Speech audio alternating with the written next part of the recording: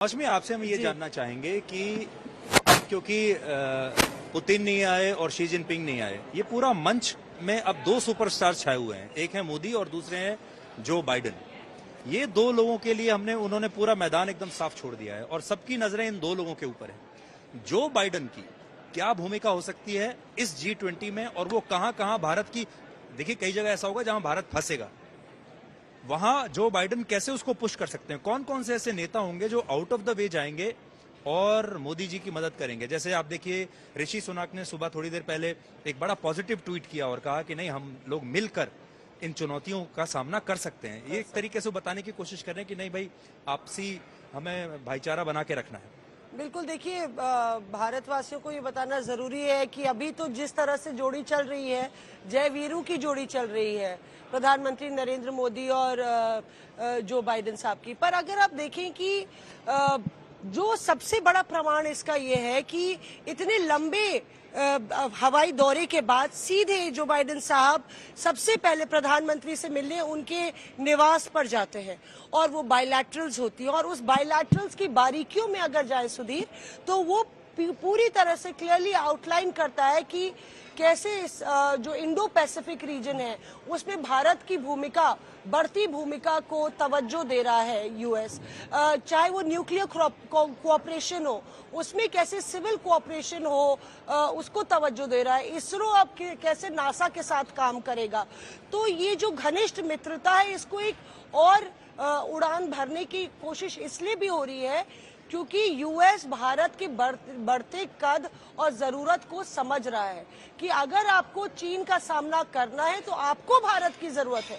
प्रधानमंत्री की मदद के लिए नहीं, प्रधानमंत्री तमाम इन देशों को मदद कर रहे हैं। जिस तरह से एक पीस की बात हो रही है, शांति की बात हो रही है, प्रगति की बात हो रही है, जब युद्ध का साया है और रूस और चीन की तरफ से साबोटाज पूरी तरह से G20 को करने की कोशिश है। भाई यूके के यूएस की जो प्रेसिडेंट, एक बड़ी खबर इस वक्त आ रही है, मौसमी अपने दर्शकों को बता दें। भारतीय प्रधानमंत्री Modi says consensus has been achieved on New Delhi leaders declaration. ये बड़ी खबर इस वक्त की आ रही है। अगर वाकई नेताओं की तरफ से एक जॉइंट कम्युनिके को लेकर कोई चर्चा है या फिर अगर वो आउटकम डॉक्यूमेंट का भी रूप लेता है, तो ये एक बड़ी खबर इस वक्त की आ रही है। प्रधानमंत्री ने कहा है कि कंसेंसस बनता हुआ दिखाई दे रहा है न्यू दिल्ली लीडर्स डेक्लेरेशन में। ये बड़ी खबर इस वक्त की आ रही है। इसका क्या लगता है आपको, क्या हो सकता है इसमें, कैसे बना होगा? कुछ किसी के पास कुछ है इस पर? देखिए, बड़ी बातें हैं जहां पर परेशानी की स्थिति बनी हुई थी, उसमें यही था कि वॉर को लेकर कोई रेफरेंस होगा या नहीं होगा। और इसी में दूसरी तरफ ये भी बात कही गई थी कि अर्थव्यवस्था को लेकर कैसे हम डेट का रिस्ट्रक्चरिंग करें छोटे देशों के लिए।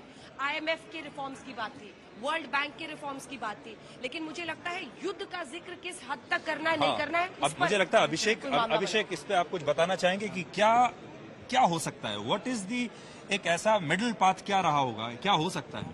एक्चुअली ये खबर थोड़ी सी अगर बाद में ब्रेक होती या आप ये सवाल थोड़ा सा पहले मुझसे पूछ लेते तो मैं ये आपसे कहता कि एक यहाँ पे हम एक छोटा सा एक अपना कंपटीशन कर लेते हैं कि हम प्रिडिक्ट करें कि क्या जॉइंट स्टेटमेंट आएगा या नहीं आएगा। लेकिन अब तो क्लियर है कि आएगा। हाँ। लेकिन मैं आज सुबह से जितने लोगों से बात कर रहा था, फेलो रिपोर्टर्स, कोलीग्स, दूसरे नेटवर्क्स के भी, कुछ ऑफिशियल से भी, तो मैं I was taking my neck out कि जॉइंट स्टेटमेंट आएगा। और उसके बाद जो बिग हिंट हुई कि जॉइंट स्टेटमेंट आएगा, वो था जो प्रधानमंत्री का सुबह ओपनिंग स्टेटमेंट था। क्योंकि सबसे ज्यादा कंटेंशियस इशू क्या था? वॉर था।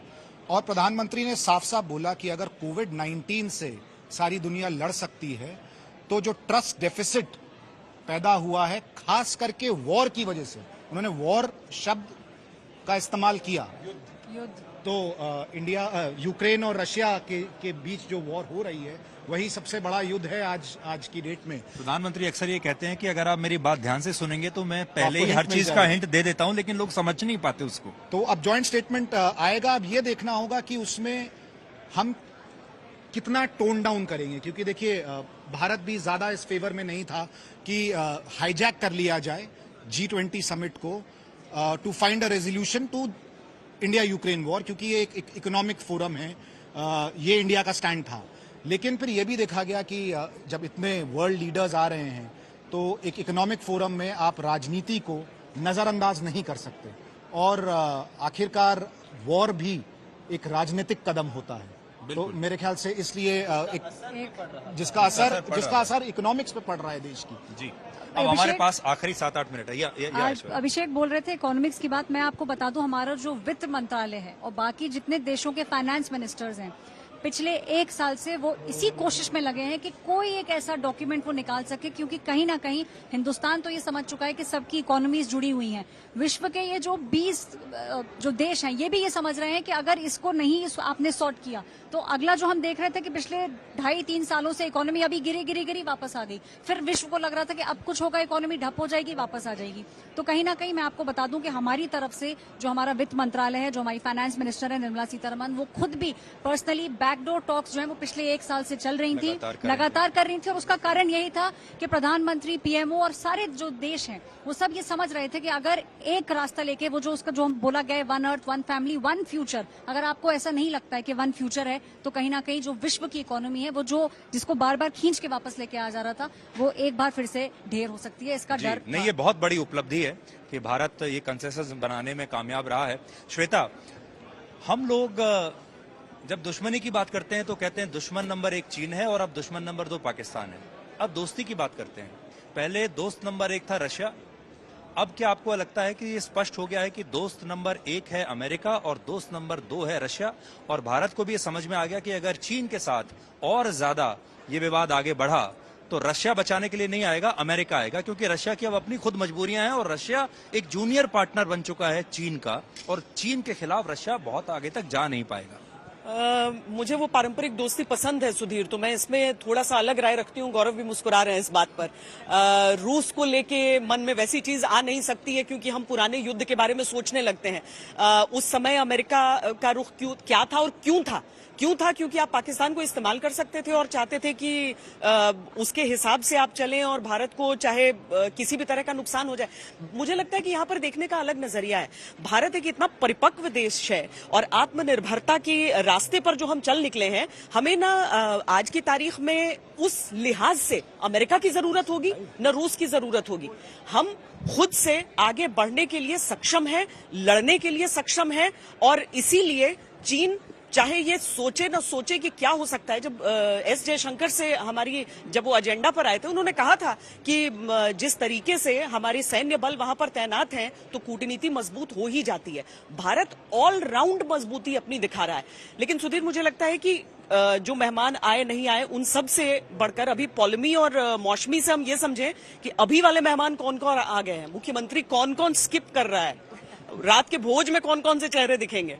मुझे लगता है कि पौलमी उस छोर पे थी तो श्वेता को पौलमी उस छोर पे थी तो पता नहीं चला, पर हवाई जहाज के बारे में तो हमने सुना ही कि किस तरह से छत्तीसगढ़ के मुख्यमंत्री कह रहे थे कि प्लेन लैंड नहीं कर सकता, और एमएचए का क्लैरिफिकेशन आया है कि मुख्यमंत्रियों के लिए और पदाधिकारियों के लिए तो कोई दिक्कत ही नहीं है। नीतीश कुमार आ रहे हैं, जी, ममता बनर्जी आ रहे हैं, उनकी गिनती पहले कर ली जाए। जी, स्टालिन आ रहे हैं। नहीं, क्योंकि तो क्या जो आपको ऐसा नहीं आ लगेगा रहे कि कांग्रेस अब इसमें आइसोलेट हो रही है, क्योंकि बाकी सब विपक्षी दल तो आ ही रहे हैं, कांग्रेस अब नहीं आ रही है? जी। और एक और सवाल, चित्रा, मैं आपको भी इसमें इन्वॉल्व करना चाहूंगा। एक कहते थे ना कि it happens only in India, ये भारत में ही हो सकता है कि इतना बड़ा मंच हमने सजाया हो और उसमें हमारी देश की एक पार्टी जो है वो रंग में भंग डालने में लगी हो। मैं चित्रा को ये सवाल का जवाब दे। देखिए, मैं बताऊं, उनके अध्यक्ष को मल्लिकार्जुन खड़गे को नहीं बुलाया गया, इसी वजह से कांग्रेस की नाराजगी ज्यादा है। जितने भी कांग्रेस के नेताओं के सिलसिलेवार ट्वीट आप पढ़ लेंगे तो उसमें मल्लिकार्जुन खड़गे को लेकर बात कही गई है कि इतना बड़ा आयोजन हो रहा है,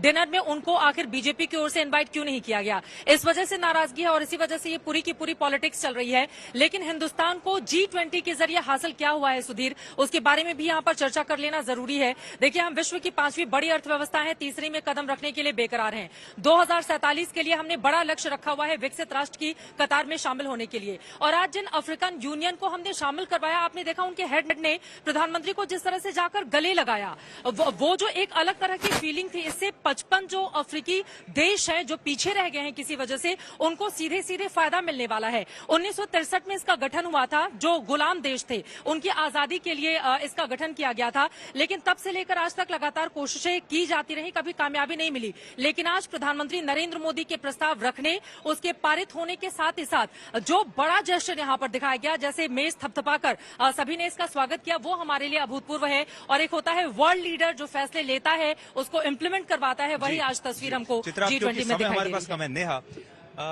हमारा जो हॉस्पिटैलिटी है, हमारा जो स्वागत करने का तरीका पूरी दुनिया में यूनिक है। और आपको ऐसा लगता है कि इन नेताओं का ऐसा स्वागत ना तो इससे पहले कभी हुआ होगा और ना कभी आगे होगा। देखिए, जस्टिन ट्रूडो अपने बेटे के साथ आए और ऋषि सुनाक की पत्नी उनकी टाई ठीक करते हुए दिखाई दी। इसी तरीके से जितना उनका म्यूजिकल वेलकम जो हुआ, ये सब इन सारे नेताओं के लिए बड़ा यूनिक है। और ये मुझे लगता है कि आउटकम जो भी हो, लेकिन भारत को सदा याद रखेंगे, इनके परिवार भी। बिल्कुल, और भारत हमेशा से ही सुधीर मेजबानी के लिए जाना जाता है। ऋषि सुनक का तो एक ससुराल है, खेल उनके लिए तो अलग तरीके का माहौल ही है यहाँ पर। लेकिन जस्टिन ट्रूडो से हमारी चाहे माइक्रो लेवल पे कुछ भी विरोधाभास हो, उसको कभी हम जाहिर नहीं होने देते हैं। इसी तरह से ब्रिटेन के साथ भी हमारे विरोधाभास है, लेकिन इस लेवल पर, इस मंच पर हम मैक्रो चीजों पर फोकस रखते हैं जो कि बड़े वैश्विक स्तर पर एक संदेश दे सकें। और कल के अंतर्राष्ट्रीय मीडिया, वहां के अखबारों और न्यूज़पेपर्स और साथ ही मीडिया में किस तरीके से G20 को प्रोजेक्ट किया जाएगा, ये बहुत अहम होगा। क्योंकि यहाँ पर हम अपने तरीके से सब चीजें दर्शा तो रहे हैं, लेकिन अलग अलग देश जो G20 के तमाम देश इसमें शिरकत कर रहे हैं, उनकी मीडिया कैसे यहाँ के इस G20 को पोर्ट्रे करती है। क्योंकि मेरे ठीक पीछे ये तमाम मीडिया सारी रिपोर्ट्स भेज रही है, लगातार लाइव भी कर रही है, सोशल मीडिया के जरिए भी यहाँ किस तरह की मेजबानी है उन सब के सामने है। यहाँ पर हर चीज, खाने पीने इत्यादि सब कुछ फ्री है। अगर आपको याद हो कि अगर आप किसी भी अंतर्राष्ट्रीय स्तर पर कोई भी कवरेज करने जाते हैं, ज्यादातर चीजों के लिए आपको पे करना पड़ता है। फ्री कॉफी नहीं मिलती, फ्री कॉफी भी नहीं मिलेगी, लेकिन यहाँ पर सब कुछ आपके लिए एकदम फ्री और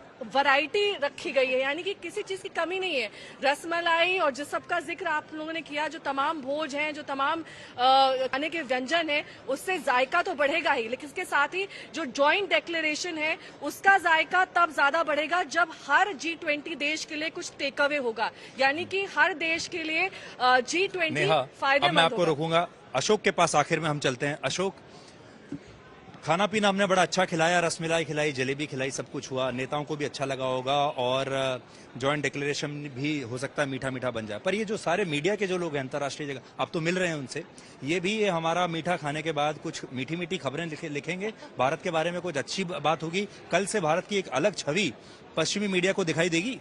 बिल्कुल सुधीर, इसमें कोई दो राय नहीं है। क्योंकि खबर आ रही है, अमिताभ कांत ने देखिए अभी ट्वीट करके जानकारी दी है। The New Delhi leaders declaration आ गया है, जिसमें पहली बड़ी बात कही गई है strong, sustainable, balanced and inclusive growth की। दूसरा, एक्सेलरेटिंग प्रोसेस ऑन SDGs। उसके बाद ग्रीन goals. उसके बाद green development pact for a sustainable future, multilateral institutions for the 21st century and reinvigorating multilateralism.